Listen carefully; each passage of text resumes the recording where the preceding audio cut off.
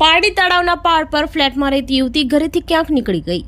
પારડી તળાવના પાળ મચ્છી માર્કેટ પાસે સાયન્સ સબુરી ફ્લેટ નંબર 103માં રહેતી પ્રેરણા રવિન્દ્રભાઈ ભોઈ ઉંમર વર્ષ 19 ગતરોજ ઘરેથી કોઈને કંઈ પણ જાણ કર્યા વિના ક્યાંક ચાલી ગયા હતા।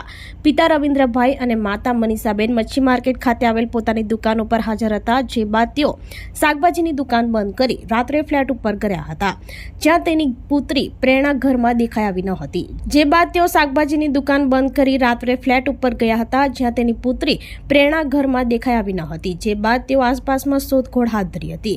પુત્રી મળી ન આવતા આ અંગે પારડી પોલીસ મથકે પ્રેરણા ગુમ થયાની ફરિયાદ પિતા રવિન્દ્રભાઈએ નોંધાવી હતી। વધુ તપાસ પોલીસે હાથ ધરી છે।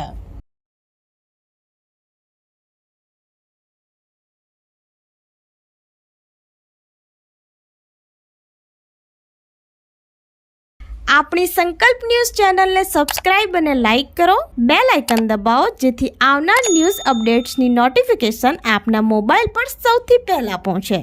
Like, subscribe and share the video.